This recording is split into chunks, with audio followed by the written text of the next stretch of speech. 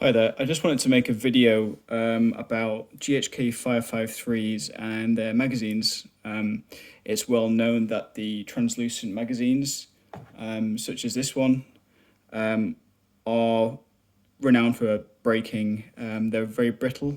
The plastic shell is very brittle, and they often break across the top here, where the magazine rocking lever is. And I've had a couple of mags break on me the very first time I ever put them into the gun, fresh out of the box.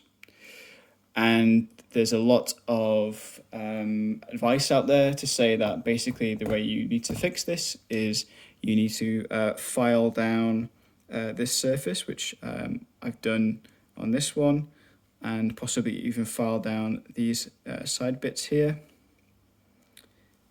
there, and possibly even file down the back ridges where it slides in and you have the magazine release latch sliding against this like this, and it locks in.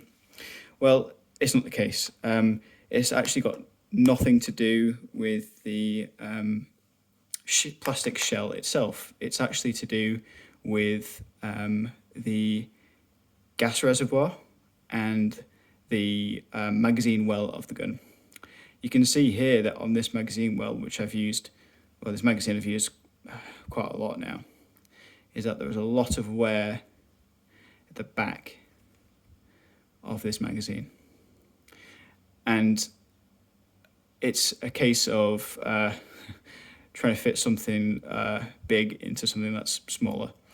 The diameter of this I've measured with a pair of calipers, dial calipers, accurate ones, is pretty much 24 millimeters, and that's the same across all the magazines that I have. So 24 millimeters across this diameter, and this is made of metal. As you can see the metal coming through there. Now, on my particular GHK 553, which I've had for about 18 months, the inner mag well, so this here and this here, when I got it, I estimate that this was probably the diameter from this surface to this surface was 23.5 millimeters. Now, half a millimeter to some people probably doesn't sound like a lot, but it is massive. You've got two metal objects trying to squeeze past each other with basically, well, with negative clearance. There is no clearance. This is the just a gas reservoir without the shell on, and there is actually nothing stopping me dropping this all the way through the receiver, like this, all the way through. But it gets stuck, and the reason why it gets stuck is because this surface is binding on this inner surface here of the magazine well. So what I've started to do is file down this surface. You can see where I've been filing it shiny, both sides. And at the moment, the diameter at the front, from the front section, is about 24.2. And the diameter at the back is about 23.9. But when I started filing this evening, the back was about 23.65. I had filed in the past, but I never really deeply looked into it. But yeah, it basically, there's so much material you need to take off here to get this in. Now, it'd be different from every gun, just due to manufacturing tolerances. This might be wider, this might be thinner, but basically they have to be wider than the dimension of the top of the magazine. Otherwise, it's just not going to go in. And yes, the magazines do go in eventually, even if this is too thin. But basically what's happening is you're putting a massive amount of strain on the plastic shell, and that's why they're breaking. Like, by itself, it goes in absolutely perfectly. Very easy, barely any force required. And what I noticed is that when I was putting the magazine in, you can see that it's very easy for me to get good contact from the plastic rocking surface here with the metal catch, essentially, or the metal surface inside the gun. It's very easy for me to get a good grip of that, to get a leverage force or something to lever against to rock the mag back and lock it in place.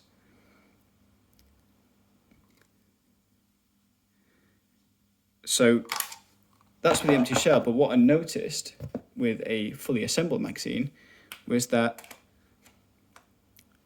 before I started filing, the magazine wasn't coming far enough towards the front of the gun to actually get a good connection with this front metal here to give you a good surface to lever the gun back into the magazine well properly.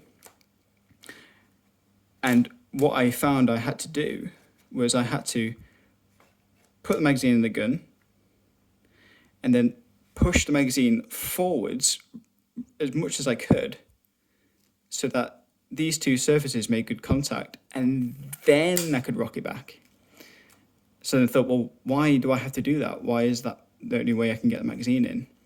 And as I said before, it's because these two surfaces in here are binding up, and you just cannot get the magazine in enough to then rock it back properly. So the only solution is file these down, go slowly, measure them, and I said you want to be, this dimension wants to be the same or a little bit wider than the dimension of the top of the magazine, and then it will go in so much. I mean, this is already going in a lot easier than it was before, but there's still a little bit of material that I personally want to take off, and it's more towards the back, these back surfaces here. But as soon as that I take off, I think I've maybe got another 0.1 or 0.2 millimeters to take off the back. But measure them with calipers if you can. A ruler isn't going to be accurate enough.